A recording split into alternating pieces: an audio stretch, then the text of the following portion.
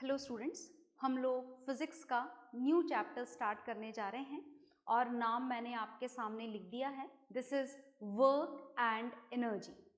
तो हमें यहाँ पर दो नई फिजिकल क्वांटिटी पढ़नी है। First is work and second is energy. Is it okay? तो चलिए दोनों के बारे में हम पढ़ना शुरू करते हैं। अब देखिए, हम सबसे पहले जो फिजिकल क्वांटिटी स्टार्ट करेंगे दिस इज वर्क। हम सबसे पहले जानेंगे इस वर्क के बारे में, और यूं मानिए कि आपको इस वर्क के बारे में है ना बहुत कुछ जानना है। Is it okay? बहुत सारी बातें जाननी है, बहुत ज़्यादा डिटेल में आपको इस वर्क को पढ़ना है, तो मतलब बहुत ध्यान से सुनिएगा। Okay, ready? तो चलिए हम वर्क के बारे में पढ़ना शुरू करते हैं। देखिए, वर्क को पढ़ने से पहले हमें फोर्स के बारे में पढ़ना है। फोर्स के बारे में, है ना? फोर्स जानते हैं ना? फोर्स के बारे में क्या पढ़ना? फोर्स तो हम बहुत अच्छी तरीके से पढ़ चुके हैं, पूरा चैप्टर पढ़ चुके हैं हम फोर्स के लिए, तो force and laws of motion. तो फोर्स के बारे में हमने जितना कुछ पढ़ा, फिलहाल हमें वो पूरा रिवाइज करने की जरूरत नहीं है। हमें तो ये पता है कि whenever a push or pull is applied on any body then it is known as force। तो उसे क्या बोला जाता है? उसे फोर्स बोला जाता है। किसी भी चीज को आप पुश करो उसे भी फोर्स, किसी भी चीज को आप अपनी तरफ पुल करो उसे भी फोर्स। आ गई बात समझ में? ठीक है।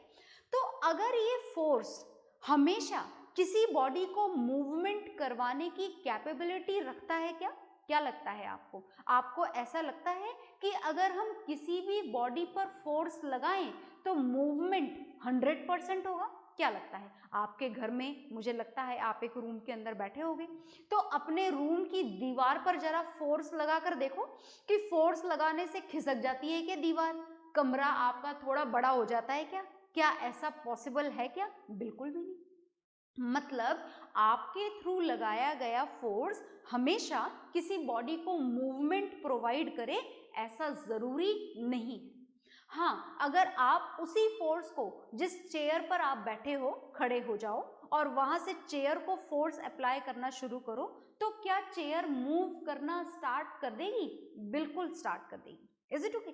मतलब दोनों कंडीशंस पॉसिबल हैं। कभी कभी आपका फोर्स बॉडी को मूवमेंट प्रोवाइड कर सकता है और कभी कभी आपके थ्रू लगाया गया फोर्स बॉडी को मूवमेंट प्रोवाइड नहीं भी कर पाए, ऐसा भी हो सकता है। आ गई ना बात समझ में? दोनों ही कंडीशंस पॉसिबल हैं। तो चलिए दोनों कंडीशंस को जज करेंगे हम और हम जानेंगे कि आखिर इनमें से कौन सा वाला फोर्स वर्क से रिलेटेड है। तो बहुत ध्यान से सुनिएगा। व्हेनेवर, जब भी आपके through applied force, whenever force makes a body move, is it okay? Whenever a body move, whenever a force makes a body move, अगर कभी भी आपके थ्रू लगाया गया फोर्स बॉडी को मूवमेंट प्रोवाइड कर पाए, in that condition that type of force, you can say that type of movement, that type of phenomena can be described as the work done। Is it okay? तो मतलब आप लिखेंगे if the force, whenever force makes a body move, then the work is said to be done, then the work is said to be done। Is it okay? is said to be done। क्या आपको बात समझ में आई? क्या बोला गया है? आपको ये बोला गया है कि अगर आप किसी बॉडी पर फोर्स लगाओ और आपके फोर्स लगाने से वो बॉडी अगर मूव करना स्टार्ट कर दे, तो आपने फिजिक्स के अकॉर्डिंग वर्क कर दिया। Is it okay? Work is done. आ गई ना बात समझ में? अच्छा, अगर इसका उल्टा हो, आप किसी बॉडी पर फोर्स लगाओ और आपके फोर्स लगाने से वो बॉडी मूव ना कर पाए, in that condition work is said not to be done. आ गई ना बात समझ में? तो अगर आप उठे, आपने अपनी चेयर पर फोर्स लगाया और आपके लगाए हुए फोर्स से वो चेयर मूव करने लगी और एक पर्टिकुलर मूवमेंट उसने कर लिया, that means you did the work. आपने काम किया है। आपने खूब सारा फोर्स लगाया दीवार के ऊपर, अपने घर की वॉल के ऊपर। Is it okay? आपसे अकेले से नहीं हुआ तो आपने अपने भाई बहन को भी बुलाया और आप सबने मिलकर के दीवार पर फोर्स लगाया, पर फिर भी दीवार वहां से हिलने वाली नहीं है।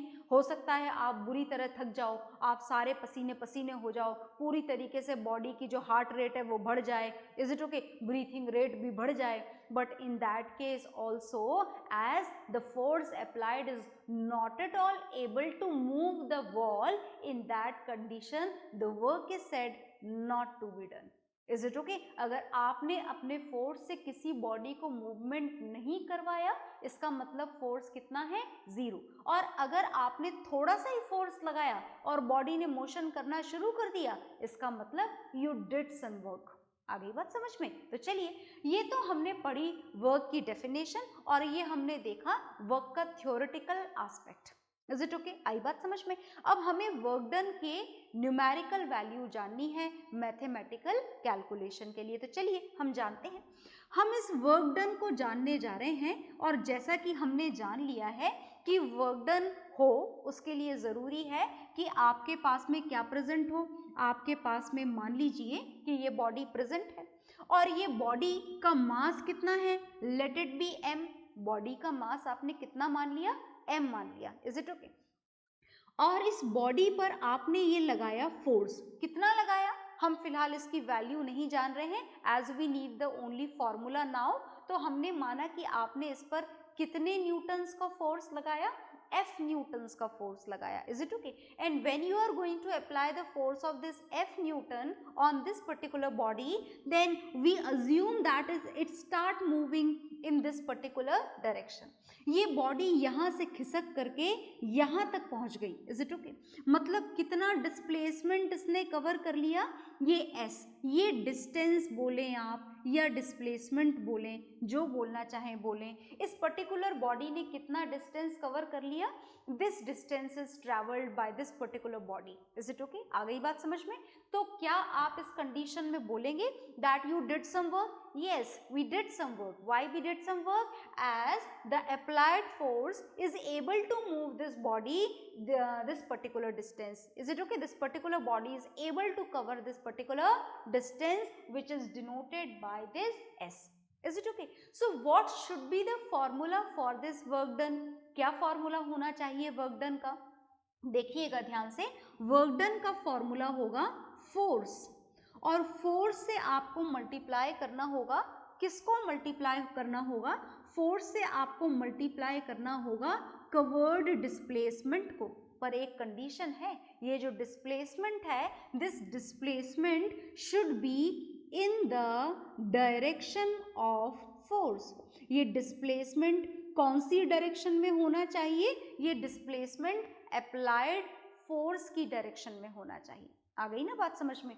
तो this is work done which is equal to force into displacement in the direction of force. तो देखिए कि क्या यहाँ पर डिस्प्लेसमेंट फोर्स की डायरेक्शन में हुआ है, बिल्कुल हुआ है। This is the body kept in the rest position, you applied this force on it and this particular distance is covered by the body. ये डिस्टेंस इस बॉडी ने कवर किया है। आ गई बात समझ में? So this is the displacement in the direction of force. Is it okay? तो क्या आप यहाँ पर फॉर्मूला क्या लिख सकते हैं, आपने वर्क डन का फॉर्मूला लिख लिया F इंटू एस, पर याद रखिएगा ये S क्या है यहाँ पर, डिस्प्लेसमेंट, कौन सी डायरेक्शन में, in the direction of force. Is it okay? आ गई बात समझ में? तो ये हमारे पास में आ गया वर्क डन का फॉर्मूला। अब फॉर्मूला आने के बाद में हमें किसी भी चीज़ की डेफिनेशन को कंप्लीट करने के लिए और भी बहुत सारी बातें जाननी होती हैं, जैसे इसकी SI यूनिट, और ये भी जानना होगा that is this a scalar quantity और वेक्टर क्वांटिटी। तो चलिए जानना शुरू करते हैं। Now this work done is equal to SI unit of force is newton. फोर्स की SI यूनिट क्या होती है, न्यूटन, याद है ना आप लोगों को। और ये क्या है, डिस्टेंस, कभी आप इसे बोलेंगे ही नहीं, आप बोलेंगे दिस इज द डिस्टेंस या displacement in the direction of force. Is it okay? Or what is the SI unit of either displacement or whatever it is, the SI unit remains same, that is meter. So what is the SI unit of work done? SI unit of work done is Newton into meter. और इस Newton into metre को हमने एक नया नाम दे रखा है। क्या नया नाम दे रखा है? इस न्यूटन इंटू मीटर को हमने नाम दे रखा है जूल। Is it okay? तो आप चाहें तो दोनों चीजें लिख सकते हैं। आप लिख सकते हैं SI unit of work is newton into metre और जूल, जो मर्जी आए आप लिखें। न्यूटन इंटू मीटर भी लिख सकते हैं और जूल भी लिख सकते हैं। This is the SI unit of work done. किसकी SI यूनिट है ये? वर्क डन की SI यूनिट है। आई बात समझ में?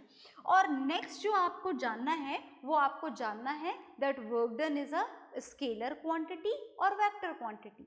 क्या वर्क डन के लिए आपको डायरेक्शन की जरूरत होती है मेंशन करने की? बिल्कुल भी नहीं। Is it okay? तो मतलब वर्क डन कैसी क्वांटिटी है? Work done is a scalar quantity. कैसी क्वांटिटी है work done? Work done is an example of scalar quantity. Is it okay? So whatever is there on the board, you just note it down very carefully, very properly. Okay?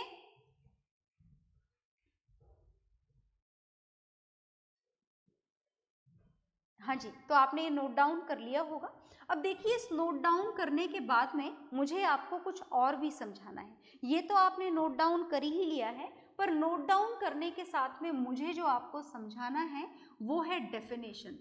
किसकी definition समझानी है मुझे आपको? मुझे आपको definition समझानी है 1 joule की। 1 जूल की क्या डेफिनेशन लिखी जाए? ये बड़ी इंपॉर्टेंट होती है, एग्जाम में बहुत पूछी जाती है। Define 1 Newton, define 1 joule. Is it okay? ये 1 बड़ा इंपॉर्टेंट होता है हमारी फिजिक्स में। सो लुक हियर, अगर आपको 1 जूल की डेफिनेशन लिखने के लिए पूछा जाए, 1 जूल की डेफिनेशन, तो उसके लिए आपके पास में फोर्स कितना होना चाहिए? 1 न्यूटन का। और डिस्टेंस कितना होना चाहिए? 1 मीटर का। मतलब बात ऐसी हुई कि अगर आप इस बॉडी पर 1 न्यूटन का फोर्स लगाओ और अगर 1 न्यूटन का फोर्स इस बॉडी को 1 मीटर का डिस्टेंस कवर अप करा दे, तो in that condition the work done by you is said to be of 1 joule. तो 1 जूल की डेफिनेशन आपको समझ में आई? क्या होगी 1 जूल की डेफिनेशन?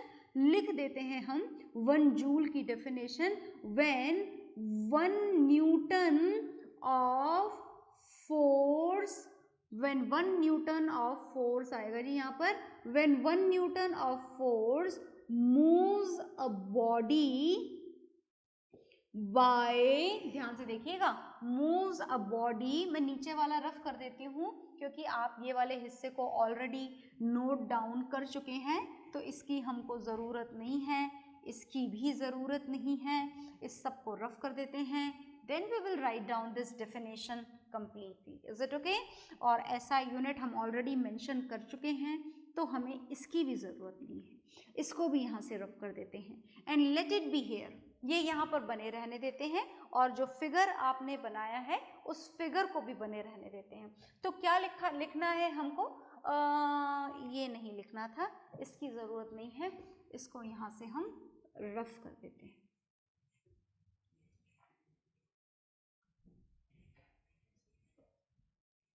हाँ जी, तो देखिएगा ध्यान से, सुनिएगा ध्यान से, डेफिनेशन किसकी लिखी जा रही है? 1 जूल की। तो क्या समझाया गया आपको 1 जूल की डेफिनेशन लिखने के लिए? When 1 newton of force moves a body by a distance, कितना डिस्टेंस ट्रेवल करवाना है 1 न्यूटन के फोर्स को?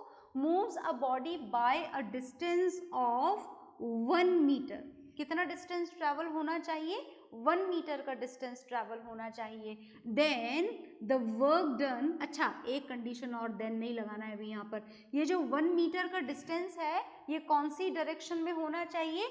1 metre in the direction of applied force, in the direction of applied force. Force की डायरेक्शन में ही 1 मीटर का डिस्टेंस कवर होना चाहिए। Is it okay? Then the work done, then the work done is said to be said to be 1 joule. In that condition your work done is said to be 1 joule.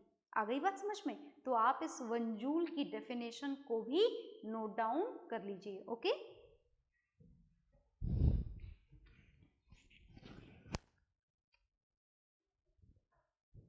हाँ जी, तो आपने ये definition note down कर ली होगी, नीचे लिखा हुआ भी नोट डाउन कर लिया होगा। अब जो हमको पढ़ना है वो कुछ नया पढ़ना है, but then also it is related with the same topic, work done. Work done से ही रिलेटेड है। भाई हम एक बहुत ही अजीब सी बात बोल रहे हैं बार बार, जब से हमने इस टॉपिक को पढ़ना शुरू करा है वर्क डन को, तब से एक अजीब बात बोली जा रही है। क्या आप पहचाने इस अजीब बात को? मुझे लगता है कि आपके दिमाग में तो कंफ्यूजन आ गया होगा कि आखिर ये ऐसा क्यों, कैसा क्यों, कौन सी अजीब सी बात? अजीब बात ये है कि क्या ऐसा जरूरी है कि जिस डायरेक्शन में फोर्स लगाया जाए बॉडी उसी डायरेक्शन में मूव करे? क्या ऐसा जरूरी है? ऐसा बिल्कुल भी जरूरी नहीं है। है क्या ऐसा जरूरी? नहीं, बिल्कुल भी नहीं। चलो जैसे एग्जाम्पल है ये, क्या है एग्जाम्पल? ये क्या बनाने जा रही हूं मैं? ये वो है, क्या है ये एक पुल अलोंग टॉय है। देखा है आपने कभी पुल अलोंग टॉय अपने छोटे भाई बहनों का, या आपका खुद का भी कोई रखा हो बचपन का, तो आई होप आपने देखा होगा। ये पुल अलोंग टॉय क्या होते हैं? ये पुल अलोंग टॉय ऐसे होते हैं, इसमें ऐसे ना रस्सी बंधी हुई होती है, इस रस्सी को यूं खींचते चले जाना होता है, आप फोर्स लगाते चले जाते हो और वो नीचे खिसकता चला जाता है। तो these toys are known as pull along toys. क्या बोला जाता है इन टॉयज को? Pull along toys. तो इस पुल अलोंग टॉय की खास बात ये है कि जैसे ये यहाँ पर बच्चा खड़ा है और ये जो बच्चा यहाँ पर खड़ा है, ये इस डायरेक्शन में फोर्स लगा रहा है। कौन सी डायरेक्शन में फोर्स लग रहा है? इस वाली डायरेक्शन में फोर्स लग रहा है। Is it okay? क्या ये टॉय उसके ऊपर उसी के साथ खिसकता चला जाता है स्लैंट डायरेक्शन में? No, not at all. ये टॉय कौन सी डायरेक्शन में मूव करता है? ये टॉय तो इस वाली डायरेक्शन में मूव करता है। मतलब यहाँ तो गड़बड़ हो गई, फोर्स अलग डायरेक्शन में लगाया जा रहा है और डिस्प्लेसमेंट अलग डायरेक्शन में हो रहा है। तो इस कंडीशन में आप क्या बोलेंगे? क्या आप ये बोलेंगे कि in this condition no work is done? आप फोर्स भी लगा रहे हो और आपके फोर्स लगाने से इस बॉडी का मूवमेंट भी हो रहा है। तो जब फोर्स भी लगाया जा रहा है और उस फोर्स से बॉडी मूव भी कर रही है, दोनों ही काम हो रहे हैं। जब दोनों ही काम हो रहे हैं तो it can not be said that no work is done. That means in this case also work is done. यहाँ पर भी क्या हो रहा है? यहाँ पर भी कोई ना कोई वर्क तो हो रहा है। तो अब ऐसी कंडीशन में वर्क डन की वैल्यू को कैसे कैलकुलेट किया जाए? सुनिएगा इस बात को ध्यान से। अगर ऐसी कंडीशन हो तो वर्क डन को कैलकुलेट करने का तरीका देखिएगा। वर्क डन को कैसे कैलकुलेट करना था? वर्क डन को कैलकुलेट करने के लिए आपके फोर्स और डिस्प्लेसमेंट की डायरेक्शन आपको क्या चाहिए थी? सेम चाहिए थी। पर यहाँ तो सेम है नहीं। तो यहाँ पर सेम नहीं है, उसके लिए उस कंडीशन में यहाँ पर आपके इस फोर्स और डिस्प्लेसमेंट के बीच का ये जो एंगल है, ये एंगल यहाँ पर बड़ा इंपॉर्टेंट हो जाता है। Is it okay? इस एंगल की वैल्यू डिसाइड करती है that what work will be done by you. कितना वर्क आपने किया, ये कौन डिसाइड करता है? ये डिसाइड करता है इन दोनों के बीच का एंगल। तो इस एंगल को हम किसके थ्रू डिनोट करते हैं? इस एंगल को हम इस सिंबल के थ्रू डिनोट करते हैं और इस सिंबल को बोला जाता है थीटा। जैसे आप इसको F पढ़ते हो, इसको S पढ़ते हो, सिमिलरली ये जो सिंबल नया बनाया गया है, this is not Q। Q नहीं बनाना है आपको, आपको ऐसे ही जीरो बना देना है और बस ये यहाँ तक ही लेकर के आना है। So this symbol is known as theta. क्या बोला जाता है इस सिंबल को? इस सिंबल को थीटा बोला जाता है। And this theta symbol is used to denote only the angles. ये सिर्फ किसके डिनोट करने के लिए बना हुआ है? एंगल्स के डिनोट करने के लिए ये सिंबल हम काम में लेते हैं। तो देखिएगा ध्यान से, इस कंडीशन में जब फोर्स और डिस्टेंस ट्रेवल्ड दोनों सेम डायरेक्शन में नहीं होते हैं, in that condition what would happen? In that condition the formula of work will be changed, different हो जाता है। फॉर्मूला बन जाता है F into S into cos theta. अब देखो ये cos थीटा हमारे लिए बिल्कुल नया है, हम जानते ही नहीं है इसके बारे में कुछ नहीं जानते ना, बिल्कुल नहीं जानते। Actually this cos theta is a trigonometric ratio, जो आपको क्लास 10th की मैथ्स की ट्रिग्नोमेट्री में पढ़ना है। मतलब 9th में तो हमें इसके बारे में कुछ खास मैथमेटिक्स में भी पढ़ना है ही नहीं, और जब पढ़ना ही नहीं है तो क्या हम यहाँ ट्रिग्नोमेट्री पढ़ेंगे? No, this is not at all possible, as this is a very long job, we are not at all able to do it in class 9th। तो हम क्या करें अब इस cos थीटा का? सुनिएगा, आप इस cos थीटा का ज़्यादा कुछ नहीं कर सकते, आपको बस ये जानना है कि ये जो cos होता है, अगर इस थीटा की जगह पर यहाँ पर 0 डिग्री वैल्यू सब्स्टिट्यूट कर दी जाए तो 0 डिग्री की वैल्यू क्या होती है? cos 0 डिग्री की वैल्यू आपको याद रखनी है, और cos 0 डिग्री की वैल्यू कितनी होती है? 1 होती है। Is it okay? बस आपको सिर्फ ये वैल्यू याद रखनी है। अगर यहाँ पर इस एंगल की वैल्यू 0 डिग्री ना हो और इन केस 90 डिग्री हो, ऐसा कब होगा ये मैं आपको बाद में बताऊंगी एग्जाम्पल्स के साथ में। फिलहाल तो आप बस याद रखें कि अगर cos 90 डिग्री हो तो cos 90 डिग्री की वैल्यू कितनी होती है? cos 90 डिग्री की वैल्यू होती है 0। Is it okay? याद रखना ये वैल्यूज। और सिमिलरली cos 180 डिग्री की वैल्यू क्या होती है? cos 180 डिग्री की वैल्यू होती है -1। Is it okay? तो बस आपको क्लास 9th के लिए ट्रिग्नोमेट्रिक फंक्शंस पूरा पढ़ने की जरूरत नहीं है, आपको सिर्फ इन 3 वैल्यूज को याद रखना है। cos 0 degree is 1, cos 90 degree is 0 and cos 180 degree is -1। अब ये सिचुएशंस कब क्रिएट होंगी और इन डिफरेंट सिचुएशन से अप्लाइड या डन वर्क डन पर क्या फर्क पड़ेगा, that we will see later. पर फिलहाल आप इसको नोट डाउन कर लीजिए।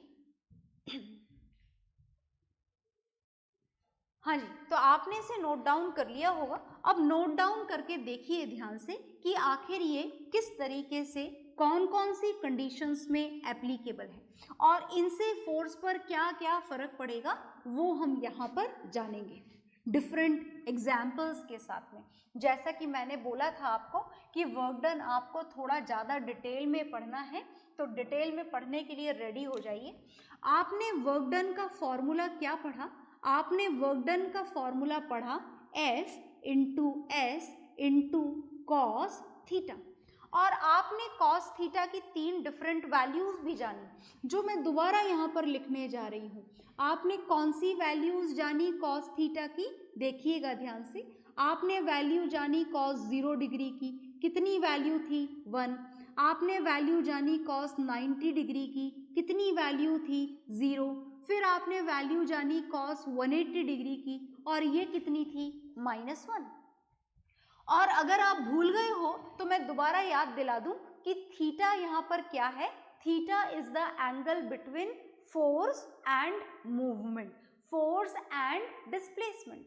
अब इस हिसाब से ये जो कॉस की आपने अलग अलग वैल्यूज लिखी हैं, इस हिसाब से जो वर्क डन है, this work done can be classified into 3 parts. इसको आप कितने पार्ट्स में क्लासिफाई कर सकते हैं? 3 पार्ट्स में क्लासिफाई कर सकते हैं। चलिए तो हम 3 पार्ट्स में क्लासिफाई करने की कोशिश करते हैं। सुनिएगा ध्यान से। First we will know about the positive work done. कौन से वर्क डन के बारे में हम जानेंगे? पॉजिटिव वर्क डन के बारे में जानेंगे। क्या होता है ये पॉजिटिव वर्क डन? देखिएगा ध्यान से। जैसे आपने फर्स्ट इनिशियल कंडीशन में जब पढ़ा था that this is the body on which you are going to apply this force, ये फोर्स आपने लगाया और इस फोर्स से इस बॉडी का मूवमेंट हो गया इस वाली डायरेक्शन में। That means in this case force and displacement they both are in the same direction. दोनों की डायरेक्शन क्या है? सेम है। और दोनों की डायरेक्शन सेम है मतलब फोर्स भी यही और डिस्प्लेसमेंट भी यही। तो अब अगर मैं आपसे थीटा की वैल्यू पूछूं, what is the value of theta? Theta is the angle between force and displacement. तो फोर्स और डिस्प्लेसमेंट के बीच का एंगल इस वाले केस में कितना है? 0 डिग्री। और cos 0 की वैल्यू वो लिखी हुई है आपके सामने, cos 0 डिग्री की वैल्यू होती है 1। तो चला देखते हैं कि वर्क डन का फॉर्मूला किस तरीके से कन्वर्ट हो जाएगा। वर्क डन का फॉर्मूला होता है F into S into cos theta, और यहाँ पर वर्क डन का फॉर्मूला क्या हो जाएगा, F into S into cos 0 degree and the value of cos 0 degree is 1। तो आप इसकी 1 वैल्यू अगर यहाँ रख दें तो आपको वर्क डन की वैल्यू कितनी मिल जाएगी, F into S. So as you can see, this is not 0, not negative. That means in this case the work done is said to be positive work done. क्या बोला जाता है इस case में work done को? Positive work done बोला जाता है. Similarly, this second case is, look here very properly, very carefully. Now we are going to know about the zero work done. हम zero work done के बारे में जानने जा रहे हैं. तो जब zero work done के बारे में आप जानेंगे तो सुनिएगा. For example, here a boy is present on the floor and this boy is moving in this direction. कौन सी direction में जा रहा है, इस direction में walk कर रहा है. Is it okay? The distance covered by this boy is this. ये distance covered है. And the force which is applied on this boy continuously is the force of gravitation which is in the vertically downward direction. So the angle between both of them, force and displacement is of 90 degree. कितने degree का force लग रहा है, 90 degree का force लग रहा है. इन this condition the work done is Fs cos 90 and cos 90 is 0. आप देख सकते हैं वहां से, मतलब इस केस में वर्क डन कितना हो जाएगा, 0. Is it okay? तो अगर कोई भी बॉय मूव कर रहा है और अगर आपसे पूछा जाए what is the work done on this body by the force of gravitation, then the answer is 0. So this is the case when the work done is 0, and now we have to discuss about the next type of work done which is negative work done. And for this negative work done, देखिएगा ध्यान से, theta की value कितनी होनी चाहिए, 180 degree. For example मेरे पास में marker है और इस मार्कर को मैं ऐसे ऊपर फेंक दूं तो कौन सी डायरेक्शन में ये मार्कर मूव करेगा, वर्टिकली अपवर्ड डायरेक्शन में. Displacement is in the vertically upward direction. Force of gravitation कौन सी डायरेक्शन में लग रहा है, डाउनवर्ड डायरेक्शन में. फोर्स और डिस्प्लेसमेंट के बीच का एंगल कितना हो गया, 180 डिग्री. तो वर्क डन कितना हो जाएगा, देखिएगा, work done is Fs cos 180 degree और cos 180 की वैल्यू कितनी है, -1. मतलब वर्क डन कितना हो जाएगा, -F into S. So these are the cases on the basis of which the work is divided into 3 parts, positive, 0 and negative. इसके और भी एग्जाम्पल्स हम लोग देखेंगे नेक्स्ट क्लास में, पर उससे पहले आप इसे नोट डाउन कर लीजिए.